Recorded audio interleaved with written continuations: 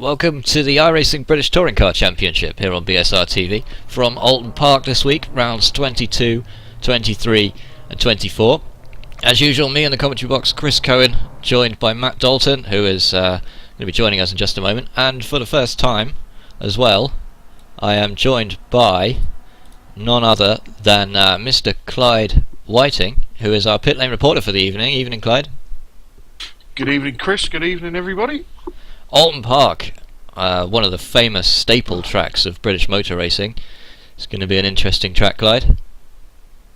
Yeah, it's certainly one of them tracks that can have a lot of incidents. It's very easy to lose it in certain places of the track.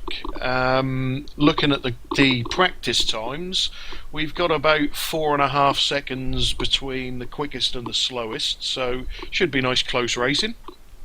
And there's all kinds of varieties of corner on offer. If you're not familiar with Oulton Park, there at home, it has fast turns, slow turns, chicanes. We're running the layout today without Britons, which is the first chicane. And welcome to the show, Matt. Evening all. How's your tea? Good. Excellent. Got a biscuit as well. Well, now we've all been left out, but you're betraying our Maynard's sponsorship here. Oh, I was actually just going to get the plug in and say we still haven't managed to get anything from Maynard's with some wine gums, which is grossly disappointing. But all depends what kind of biscuit, really. It's a rich tea. It's not good, I'm afraid.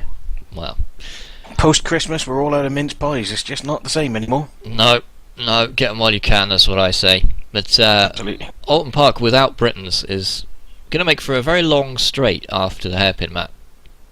Yeah, it's that's going to keep things nice and bunched up, and it also boosts the opportunity for overtakes a little bit as well. I think with the perhaps with the Kia having both sets of chicanes in, probably would have made it a little bit challenging on the overtaking. So hopefully this will keep the racing nice and open and keep it all interesting for us and everybody watching on Twitch and YouTube.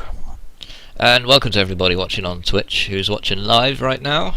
If you wanted to get in touch with us or any of the drivers, you got any questions or anything like that, or send us some wine gums, you can of course put them in the Twitch chat and we'll be happy to have a look at those in due course. But the standings in the championship are up on your screen right now, and it literally could not be any closer at the top of the table. Look at that. Chepolevsky, Katz are sharing 281 points. Well, they both have 281 points each, so it's all to play for. And this is a 30-round championship now, so after this round we've got 6 more. But both of those drivers, Matt, will want to make sure they get the jump on the other one by the end of the day. Yeah, and they were typically all over each other in warm-up as usual. It'll be interesting to see what happens tonight, if there's any repercussions from last week's shenanigans where they tangled a couple of times and actually did each other a disservice, to be honest. So tonight's going to be interesting. We're hoping to see some cleaner racing than last week, shall we say. Good action last time out at Charlotte. That footage is on YouTube on the channel if you'd like to check that out. Third place and fourth place separated by just 1 point. That's Simon Field and Richard Wilde. Adam Terry for Bianco is in third, with a Dan Hunt close on his heels for eBay Motors. Smolensky, who is the hard charger in the championship at the moment, coming up through the ranks, has worked his way all the way up to 7th at Addison Lee. Addison Lee also 8th place with Ublev. Last time's champion Ellis Stevens is in the 9th spot, and Robert Fagg is in 10th. In 11th place, Janowski, again Addison Lee Racing. Ander Diaz 12th, Burleson 13th, yes that's right. Richardson 14th, McGarrity and Bond sharing the 15th place. Sutton and Fletcher sharing 17th, McCarran 19th, and Burnett in 20th. But the top time, Clyde, was Sutton's during practice. That's an interesting turn of events. Yeah, certainly is. Just having a look at the practice times, and the guys obviously at the top of the leaderboard in the overall standings also seem to do very, very well in practice. Whether they can take that into qualifying, we're about to find out. Well, qualifying is already underway.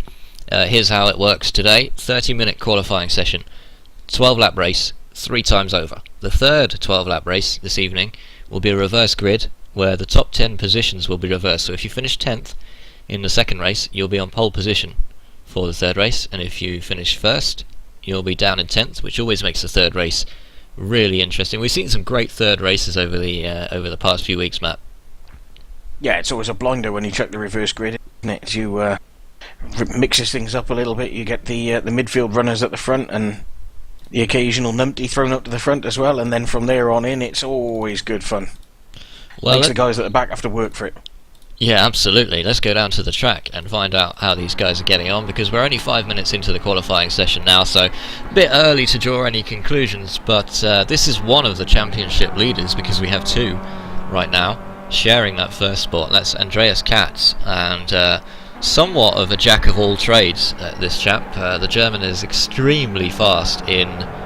Oh, and he almost gets taken out around that corner there, but managing to take it wide and avoid any contact, but he's extremely fast in the front wheel drive, extremely smooth driving style, but that driving style, Matt, lends itself well to the rear wheel drive cars as well, and he's been known to be quick in those. Yeah, we had a race with him the other night in the new rough RUF, whatever it is, Porsche, and yeah, he was pretty quick in that as well, so he's one of those guys who's just got it. That smooth driving style will always lend itself well to any car because it's just economical, you know, it makes sense. Yep, absolutely. Chepalevsky out on track as well. Katz and Chepalevsky and the likes of Sutton might break into the 1 minute 36 here. If you're doing a 1:37, I'd say you're doing a very good lap time, and 1:38 is fairly respectable. So we should see, as Clyde touched upon earlier, we should see all of those guys pretty much in the 1:38s, maybe a few in the 1:39s, but crucially, 27 pit spots here at Oulton Park means that the grid size is limited, and it's absolutely full already, so there's no more drivers getting in, and we've got a full 27, which is absolutely great to see. These drivers putting in some great lap times already, but it's not the longest track in the world, so there could well be a lot of traffic during qualifying. Do you expect that to hold anyone up? I think there's a few people. I mean, we just saw Andreas Katz have to take evading action while he was trying to get another hot lap in. There's always issues. I think 30 minutes is enough time, though. You should be able to get a lap in for that. Janowski out on track, Addison Lee, and the Addison Lee team's really come through. I mean, we've got Chepalevsky up there at the top, we've got Janowski, Smolensky, and Ublev as well, so the four-man team, yeah, which is a slight deviation. Oh, and he's just pulled that one off the track, so he'll come back round for another go. It's a slight deviation from the real world, where there's a two-man team, two-men teams, but it has to be done, I suppose, because there's so many people interested in this championship, which is only a good thing, really. Yeah, absolutely. It only helps with making the racing good and getting the best guys in. That's what we all want to see. Oh. It's I think we should perhaps rename that team into the Unpronounceables, one of our Skip Barber's teams. Well, yeah, well, hopefully we'll do alright this evening, but if you're listening and you know that we've got it wrong, then do let us know. Bit of a shout out at the moment to Mr. Adam Terry, who's currently in the 5th position in the championship. He was unable to get into the session because of this 27 pit limit. He wasn't able to show up early enough to get in, so he's going to miss out, and it is a shame, but it's one of the concessions I suppose we have to make to have the great racing we know we'll get at Oulton Park, in order to sort of cut down the size of the field, because iRacing, the service, doesn't allow for more than 27. Do you think it's worth keeping 27 limit for the realism, Clyde, or do you think it's more? Do you think the game should sort of, you know, make a few flexibilities there?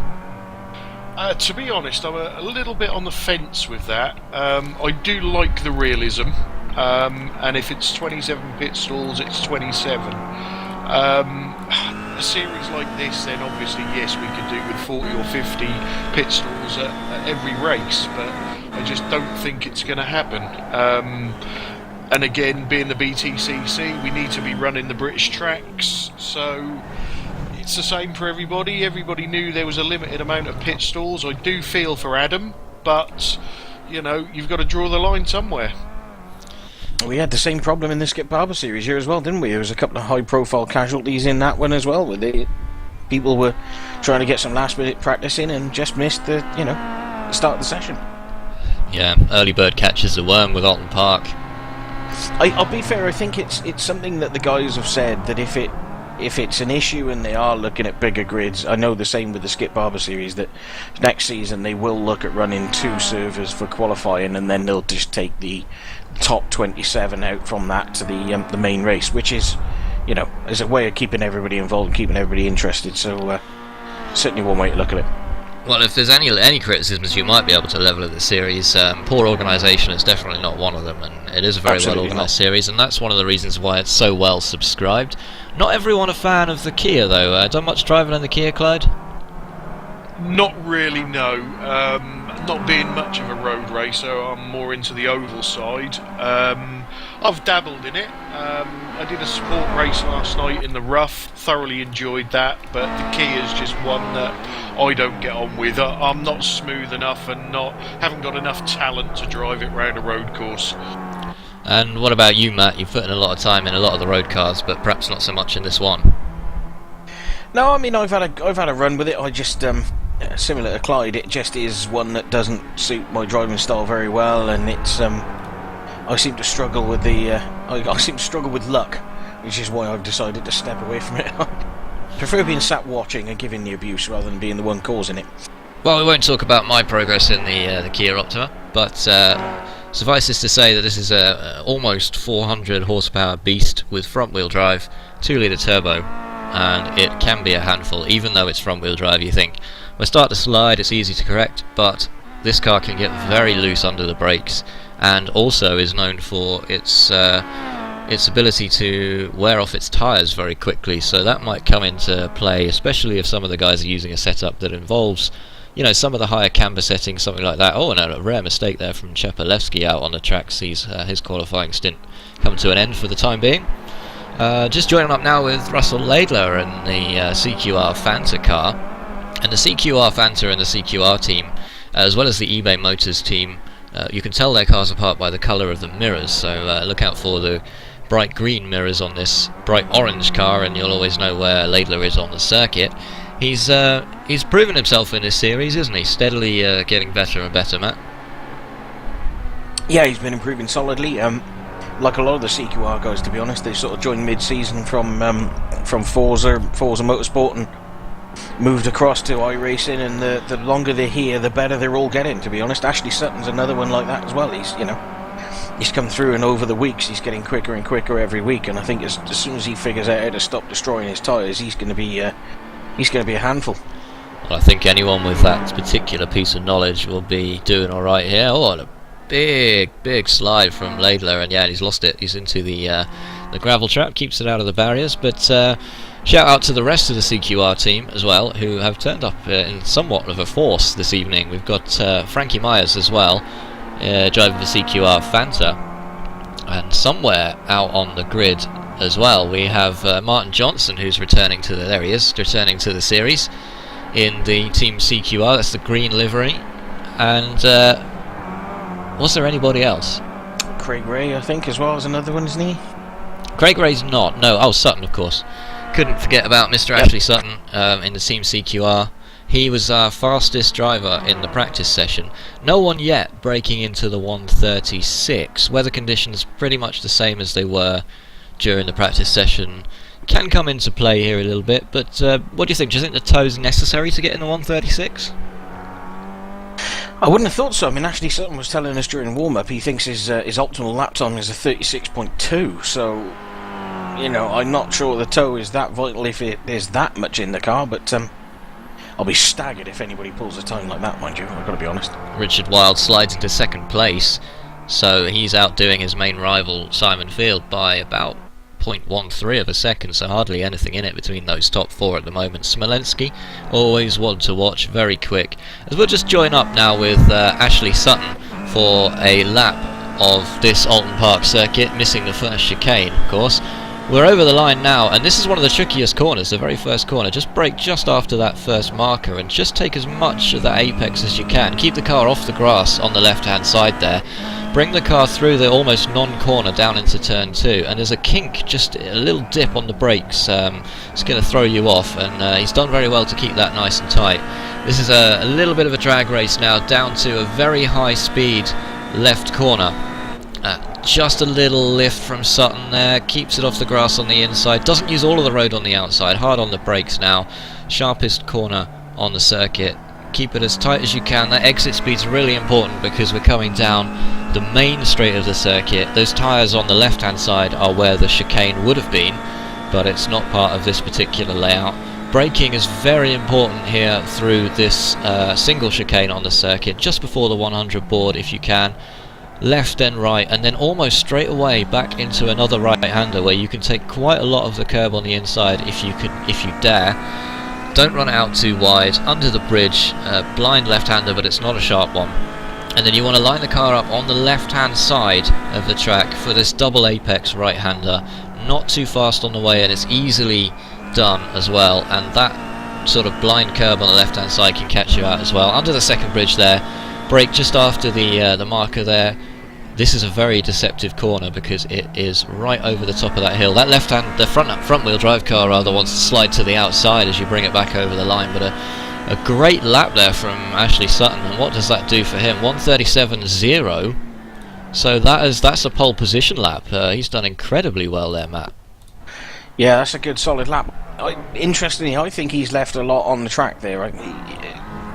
There was a couple of times where he wasn't using all of the course and he wasn't pushing right out to the limits, and I think he's probably left a few tenths in the bag there, so that would be him trying to get a banker lap in mind, because he hadn't managed to get a lap in that would count up until that point.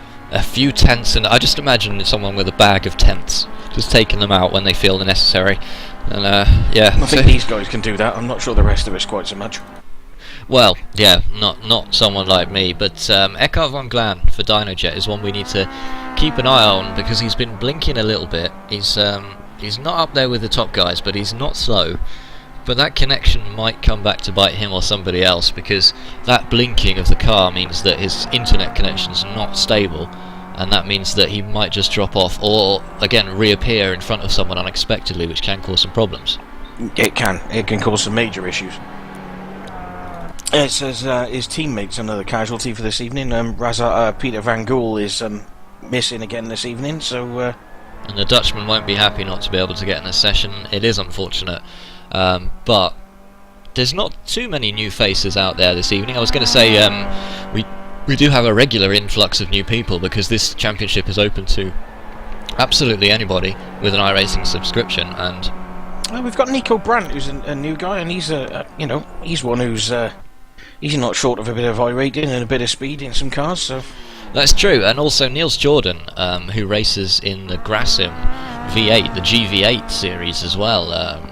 Big hello to Niels, who is not a slow driver either. He hasn't put in a very quick lap in qualifying, but expecting to see some promise from him out on the circuit before the end of the evening. Ander Diaz is back out this time as well, and we've seen some exciting racing from Ander. Why don't you remind the viewers? Ander is one of my favourite drivers, in that he has absolutely no fear of where to stick his car if he gets near to somebody. He's not backwards in going forwards, is Ander Diaz. He's exciting guy to watch, never afraid to do a little bit of bumping and banging. And the Yuasa team has been, well, has mixed results this season, doing better than they did last season. They just didn't have the big names there to compete, but it's really all about eBay and Addison Lee at the moment, isn't it? Yeah, Andreas Katz leading the eBay charge. I think some of the other guys perhaps need to take up a little bit of the slack and give him a hand. Craig Ray for Speedworks is a returning driver. He was in action last week at Charlotte, but had previously missed quite a few of the races. But he's no slouch, 138.3, and I'm sure that, like you say, he's got a lot more tenths waiting in his particular bag to pull out. But only 10 minutes of the qualifying session left, and would you say Sutton's 137.005 is secure? No, I wouldn't have thought so. I mean, we've seen these guys run quicker than that in warm-up, so I would expect somebody's going to pull it out of the bag. It's so close at the front. A couple of hundredths and they're there, it's not even a tenth. And Ellis Stevens, who is last year's champion, is 7th, which is... He's been struggling this season and hasn't had the best qualifying results, but Oulton Park seems to be a circuit that just gels with him. He seems to know how to take every single corner, and I've raced with Ellis in this particular car on this particular circuit, and well, he's tough to keep behind if you could even get in front of him. Yeah, he's had a bit of a shocker this year, but he improved last time out as well, didn't he? He started picking up some results at Charlotte, so maybe he's mounting a late charge. Well, straight on at the chicane there, he will have to slow down for that one, so that lap is not going to be worth anything there. Commentator's curse striking true as usual. I think he might well have been on an outlap, in fact, so it shouldn't matter too much. But his teammate Dan Hunt with the blue mirrors on the eBay Motors car goes through, and he is also, well, he's either on an outlap or he's been taking his time about this one with a 352 there. Robert Plumley is back in action in the BSR TV car. Our BSR TV colleague Robert Burton was unable to get in the session because of the 27 pit limit, so unlucky to him. And Richard Lucky Wild for everybody else, though. Now be nice. Now Richard Wild is the number 21 car is doing extremely well, and he's slightly ahead of his main rival Simon Field. Field has him in the championship by just 1 point at the moment, but that one might be another battle that comes down to the wire, Matt. Yeah, it's a bit like the tortoise and the hare, that one, you know, not meaning literally, because neither of them are slow, but Simon tends to be a little bit slower than Richard as a rule, but is consistent and finishes races, and Richard tends to be very much all or nothing, doesn't he? He's either right at the front or he's usually in the grass. Yes, and it's worth bearing in mind as well that Field's performance has been nothing but exceptional this season, purely because he's got that consistency back and he's enjoying his racing, you know, a lot more. It's much more fun when you can stay on at turn 1 in every race. I'm sure he'd agree with that. Nico Brandt moves into 10th position. Meanwhile, that's a very good entry considering he hasn't been in any of these races so far.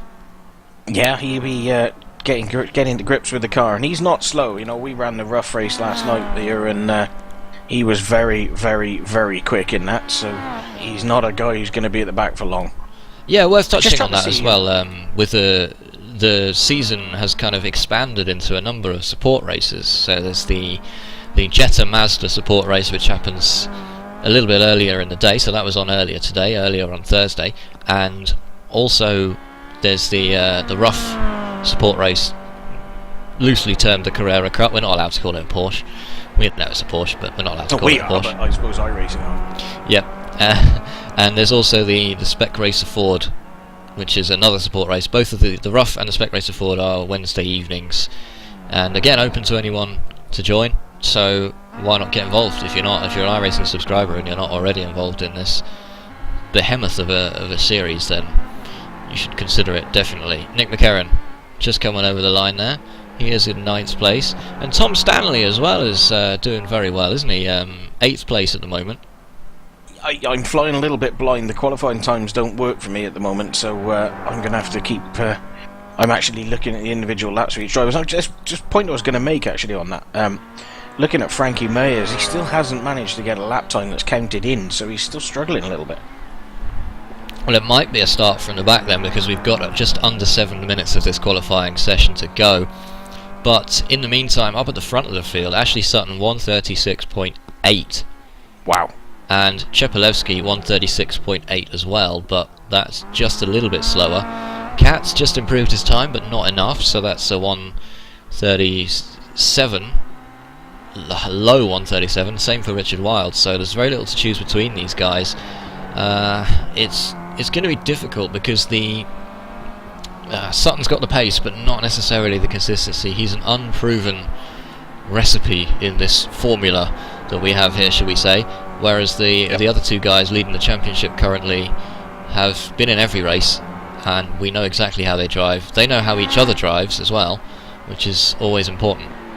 It's true, but this is always good for the championship and for us as well. I mean, it's an extra guy in the middle of those two.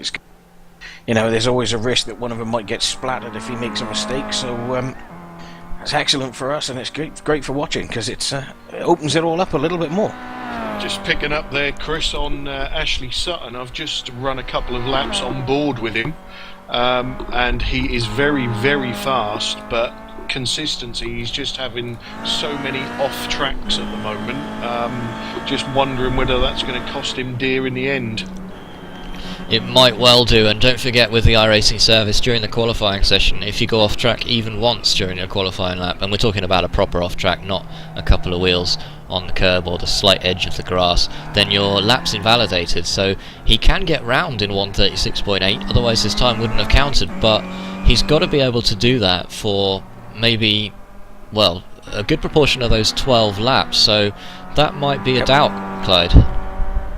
Yeah, we've just had a big off at the hairpin at the chicane there with Ellis Stevens. Nick McCarron, dark horse, nowhere in practice, currently laying 9th and running very, very nice. McCarron currently in the 19th position in the championship, hasn't been able to make every race, but a very willful personality and a very willful driver behind the wheel. When he wants to get something done, he generally does. If we get him and Ander Diaz together, there's going to be World War IV. It'll be brilliant. Thermonuclear explosion. Currently a separation of 6 places on the grid, but yeah. If you get a chance to run on board with him, just have a look. He's very, very smooth round here, which he's a bit of a dark horse for this race. Well, he's just starting a lap now, so let's go on board with Nick McCarron for Team Club 44 and see how he does. He's got a little bit of space out in front of him, and that is a tricky left-hander turn too, because of that downward sort of little bump for when you're on the front-wheel drive brakes. You don't want to lock up too much there. Front-wheel drive brakes, you know what I mean. Through the kink, he's very, very good through there as well, and he's got a slow car as that Simon Field around the outside there, and Simon Field's currently running behind Ashley Sutton and looking to pick up a tow. He's looking to do the old Hector Barber MotoGP trick and stick himself behind the fast guy and see what can happen. This is where those that are brave on the brakes will make up spaces. Well, it's very difficult to set this car up, isn't it? Because the more stable under braking it is, generally the slower it's going to be down the straights. That's correct. Yeah. If you can get up the inside going into that heavy braking zone, though, you give the car on the outside nowhere to go. And we've seen a couple of these drivers are not afraid to be very aggressive with their overtaking. Nope, Simon Field just off to the medical tent after that one. Let's go back and have a quick look at that incident with Simon Field.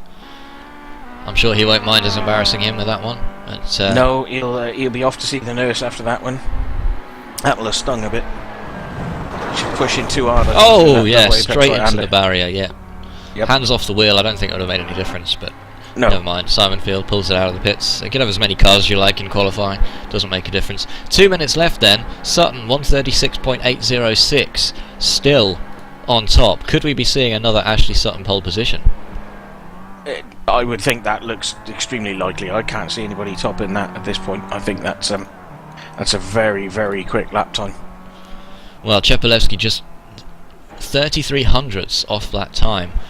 Now, it's worth touching on the grid spots here as well, because it does make a big difference, doesn't it? The outside is very precarious. I've always thought, anyway, it's probably better to be on the inside here, but obviously if you qualify in an even numbered position, you're going to be on that outside position, and it's going to be tough. They're not the easiest cars to get off the line because of that huge turbo.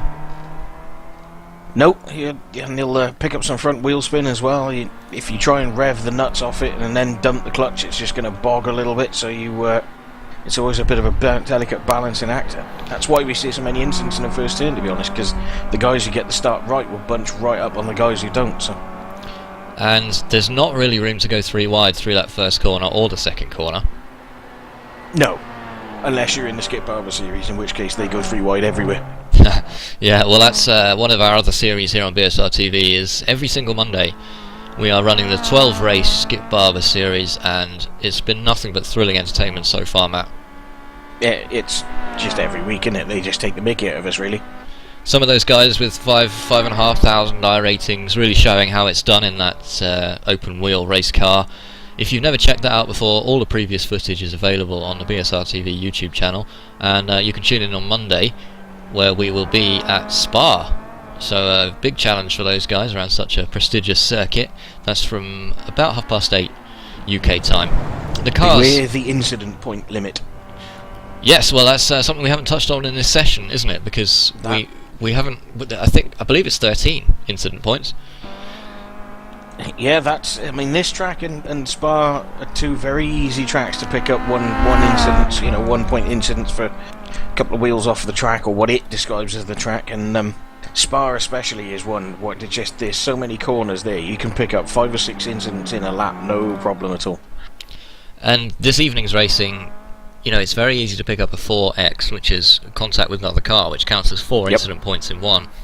And it's quite easy to get to that 13, I believe it's 13 limit this evening. If you get there, you're instantly disqualified, so you're pulled off the track, and that's it, your race is over. Yeah, that's absolutely right, and it's this, that chicane is where the action's going to be on the first lap, I think. As you've touched on, these guys run these cars quite unstable at the rear end. They're front wheel drive, so of course the best way to get it round the corner is if the back end is doing some of the steering for you. Because of that, going into that chicane on the first lap, one car gets unstable and gets out of control, and it'll have a domino effect. Well, the qualifying session is now over, and Katz is just finishing up his lap. His lap will count this time round. He's currently in a 3rd position. Sutton is maintaining pole position, so if anyone can take the pole position away from him, it will be Andreas Katz now, although looks not to be the case, because he's gone wide under the Carlube bridge there, and he's not going to be able to do it. So, stand corrector, Richard Wilde still out on track, but that's not going to be a very good lap for him. Challenge. Janowski still out on track. Doesn't look like he's going to get a very fast time, because it looks like he was a bit late with his outlap there. So the qualifying session is all but over, and Sutton's on pole. So I wouldn't say I was amazingly surprised, but it's a very good result for Ashley Sutton in what is only his 5th or 6th race in the series. Yep, it's a great result. Can he convert that into a decent race finish for the first time now is the big question. He's shown the pace before. Can he convert it? Well, he has got to worry about Chepelewski and Katz in his mirrors. Richard Wilde, very quick amongst the other cars, but not necessarily consistent. And let's see, Smolensky as well in 5th position. So Field 7th, Stevens in 8th, Tom Stanley 9th, and Laura Bond pulling out an amazing time to slip into 9th position there. Nick McCarron in 10th. And more good results for Laura. I mean, she's been right up there in this car all season, and I'm predicting she's going to get a good result before the end of this. I don't want to put the kiss of death on her, because we did that at Laguna Seca, and well, I thought she was going to win that race. So interesting to see what happens. What about where did Ander Diaz finish? So Diaz 15th. So Laidler pulled out 11th. Right in 12th. the middle of everybody off the start. That's just where you want him. Yeah, no, that'll be an interesting one to watch, especially considering the first corner's upon you pretty much straight away here at Oulton. Is he anywhere near Andy Dalton? He is adjacent to Andy Dalton, who starts 16th. Excellent. So Matt's getting excited for the start of this race. I am. Which will be with us in maybe about 10 or so minutes. We'll stay live here on BSR TV in the meantime. But once again, some incredible qualifying times there, and Laura is the only lady driver in this series, but we've seen her start on pole position at Laguna Seca before, and a number of other occasions she's been near the front, and it's been pretty thrilling whenever she's been in that kind of high position, isn't it? Yeah, she's a very good, consistent driver, is Laura. The only thing that I would say possibly is that in some of the races past, she's probably been a bit nice. She's given people a bit too much room, and and that's ended actually up with her being the loser on that. So P9 is good. She can stick that out for the next couple of races, pick up a couple of places when people go off in front of her, etc. She should be in good shape for the last one, and I'm really hoping for a good result for her. Well, who's your tip for race 1, Clyde, given that Sutton's on pole?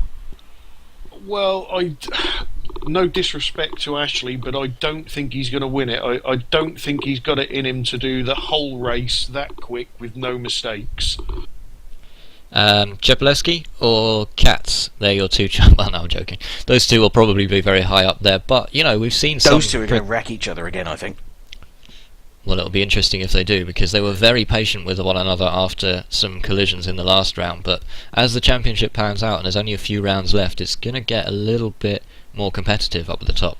Yep, the longer it goes and the closer they are in the championship, the less gentlemanly it's going to be. And they were nice to each other in the first race, when, after they had a collision, but in the last race, not so much. And I would expect the gentlemanly agreement is going to run out soon. Well, the one thing I will say about this is I really hope that we do get some new winners here at Oulton Park, because we've seen some guys here very quick who we don't necessarily see being that quick at other circuits, and this circuit has a habit of producing excellent racing to watch. But if we can get some new winners up there on the board, just makes it more exciting to watch, I think. Simon Field has got my money on him. Well, I would say that's not a bad backing. Nope. There. Field, Not a bad shout at all. Field's very consistent, isn't he? Especially if, as you say, Chepelewski and Katz do have a coming together, or any kind of incident with perhaps Ashley Sutton up at the front. We hope it goes cleanly, of course. We don't like to see people being taken out on the circuit, but we like to see it get as close as possible, right? We certainly do. And my commentator's curse moment is going to go to Nick McCarron, who I'm hoping for a top 10. Quick question in our Twitch chat as well. How did Mr. Tom Stanley do? That's a good question. Tom Stanley, Team Drive qualified in 8th position, just behind Ella Stevens, just in front of Laura Bond. So, very interested to see how he's going to do. He was good at Laguna Seca, wasn't he, Matt? He was. Very quick. So, again, he's going to be there or thereabouts, I think. Well, we're just waiting for the session to come up on the iRacing service, and then we will bring you straight to the track for round 22 of the iRacing British Touring Car Championship. 3 rounds this evening, remember. So 22, 23 and 24, and 24 is the reverse grid. Each round will be a 12-lap race, standing start, and the grid is going to be decided by that qualifying session. As you say, Matt, Diaz and Dalton right next to each other on the grid. Although they do have some of the... yeah, you summed it up nicely. But they do have some of the more experienced drivers of Dan Hunt and Stephen Hefford just around them. Steve Richardson not far behind them either. And like we said, a couple of new faces out there. Nico Brandt qualifying 13th. Did really well. He'll be interested quick. to see what he can do. He will be quick on race pace. I mean, he's a guy who, in other series is very, very fast. He's new to driving the Kia. He's new to the Kia series, so I would expect him to be a bit off in qualifying. That's not necessarily a big surprise. Myself, I struggle in qualifying, but race pace and being able to run consistent, good laps, he will be right up there. He will make up places from there. I can guarantee that. Well, one man who didn't manage to set a qualifying time, we mentioned him in qualifying, Matt, was Frankie Myers. Myers? I don't know. Apologies to him, but one of those two. He didn't manage to set a qualifying time. Bit of a worry? Maybe. I'm not sure. I think he'll be okay. Well, we'll have to see as soon as we can bring you the grid from round 22. We shall do so. But in the meantime, we have 6 rounds left once today is over. So if you are still Jan Chepelewski, Andreas Katz, is it worth fighting for it? Would you just settle down and say, I'm going to run a slightly slower lap time here, make sure I get in the points in all 3 races? I don't think they can do that. I think they're so close on pace every week and so close in the race positions every week that they need to get people around them as much as they can. I mean, I suspect Stellion probably is quite happy to see Ashley Sutton there. It gives him an opportunity to put somebody between him and Katz and give himself some breathing room. So, well, Chepelewski's he's very quick, but he's not known for his aggressive overtaking. He's not known for rash moves out on the track. So if Sutton can maintain that kind of pace, which obviously Clyde has expressed some doubts about, and I'm inclined to agree. We'll have to see, though. We're given the benefit of the doubt by all means. But if he can maintain that pace, it's going to be difficult for either of those drivers to get round him, isn't it? It's going to be a tough track to overtake on, but there's always going to be opportunities. I would love to see Ashley win this. It's just watching him in qualifying and practice. I just worry about his off tracks. Diaz and Dalton, the nice Dalton, not R1. I expect them to swap mirrors in the first corner. We should mention that Andy Dalton qualifying 16th for Team Drive Call is not related to Matt No Dalton, relation, who is in the no. commentary box this evening, just to clear up any kind of confusion there. I'm going to remind my fellow commentators here to join as a spectator and not as a race driver, because that might anger some people. He is heavy, he's not my brother. Brilliant.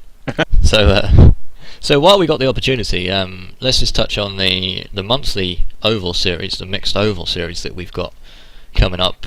Any dates for that at the moment, Matt? For the next round 2 of the mixed oval?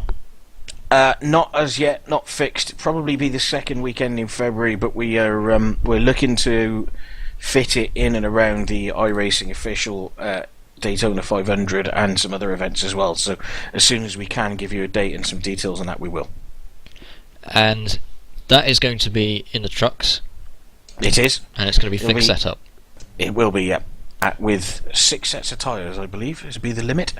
6 sets. So if you are out there at the moment thinking this road racing thing, don't really know too much about it, not really for me, but I like the ovals, then do check that one out. That's open to everyone as well, not just UK. Nope, it's open to absolutely everybody, and I'd encourage anybody who fancies having a go at the oval stuff, a bit of a run. You know, it's not just going to suit some of the oval guys. There are some tracks in there which will suit the road guys as well. And we probably will have one road race in the series as well. That's one to watch. Just once a month, that series, just to keep it fresh and exciting, and that one will be live on BSR TV. Exact date unknown, but sometime in February. So we saw round 1 of that, and I can't remember who won that. Which kind of crazy fool won that race? I can't remember. It was the delightful gentleman from the States, Mr. Brendan Kohler, won that one, and was very lucky to do so. I may say myself. You know, yeah, it was a good race. It was. I thought it was all done and dusted with 20 laps to go, and then out came the old friend, the yellow flag, and from there it became a sprint. So that's the way ovals can go sometimes.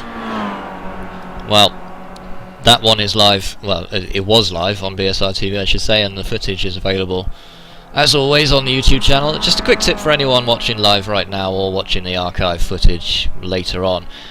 By default, if you subscribe to us on YouTube, if you have done, thank you very much. That's the biggest compliment you can give us. If you have, and you want to get an email every time there's a new video, which could be useful for you, then you need to go into your subscription preferences and actually check the button, because by default YouTube won't bother you with emails for channels that you don't care too much about. But knowing that you love BSR TV so much, I know that you'll want the email, so do feel free.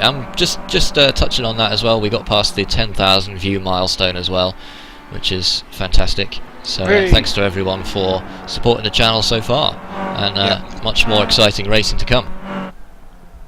Yep, big thanks to everybody for that one. That's a big milestone for us, and I think it's, you know, again, I'll say one thing very quickly. It's down to Chris and the amount of work that you put into this that's the reward for. So congrats to you.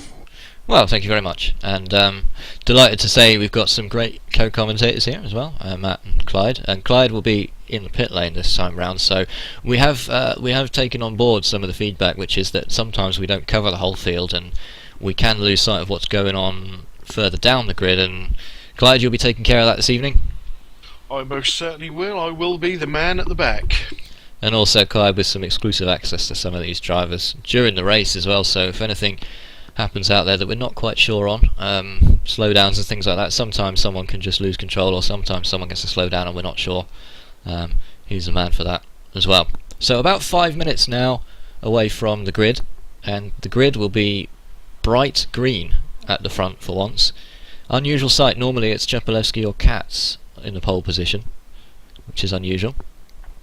And Ander Diaz would certainly have liked to have started a little bit higher up the grid. I know that for a fact. He didn't get the best qualifying time in, unfortunately, but that could be a good thing for us, Matt, because he's going to be like storming through the field, trying to overtake everybody at every opportunity. It's going to be great, isn't it? Yeah, it should well be. Carnage. That's what we need. So a question from Twitch now, from Starks HD. Is there going to be an IndyCar championship too? Perhaps you can expand on that a bit, Matt. I couldn't tell you at this point. What they will choose to do next season, I don't know. I know that the BTCC will carry on as it is on a Thursday night. The skip barber is fixed on a Monday night. The guys are still talking about what they're going to do on a Wednesday, to see if they'll fit anything in there. I believe Clyde's Cadillac series will be moving to a different car next season on a Sunday, which will be the Impala B at the moment, is looking like. Is that correct, Clyde? Yeah, that's correct. Just a series, we like to change the car every season, so the guys have voted, and it will be the Impala and the Mustang next season. Yep. So at the moment, there's no plans for an IndyCar one. Probably because it's still a couple of years old now. The IndyCar model iRacing runs. They're waiting for the new one to be done. But there's always plenty of other leagues and things around that probably do run that. So it's worth having a look around. The IndyCar is an interesting one, isn't it? Because it's good round ovals and it's good round road courses as well. Yeah, it is. It's a good fun car to ride. It's one of my favourite cars to drive, to be honest. It's just that it's very, very difficult to get it to work on ovals and to get it to work the way you want on road tracks. It's one of those cars that requires much more in-depth setup knowledge. So unless you'd run it as a fixed series, then you'd struggle. And I think it's just that the calendar in the UK and I series at the moment is fairly full. So I don't know that there's enough call for an IndyCar series to look at it. But if it's something that people are interested in, jump in the UK and I forum. If you're a UK and I club member, put a post up, and if enough people are interested, we'll run it with you. Well, the message I'm getting there is that there is a lot of choice when it comes to iRacing, and the racing is always at its best for me when you're part of a private league and not necessarily just joining in with the public races, which you can do at any time, but the private league is where the fun racing happens, and you kind of get to race with the same people every week, get to make a few friends or a few enemies, as the case may be for some of those drivers out there, and that's where the service really comes to life for me. Yeah, I run some of the official stuff as well, though. I mean, it's, there's good and bad in all things. Some of the officials can be extremely competitive, so they're good to run. I think it's entirely up to you what you choose to do, to be honest. Indeed. A couple of minutes away from the grid here, so we're going to take a 10-second silence break for the benefit of the YouTube video, and then we'll be right back in about 10 seconds.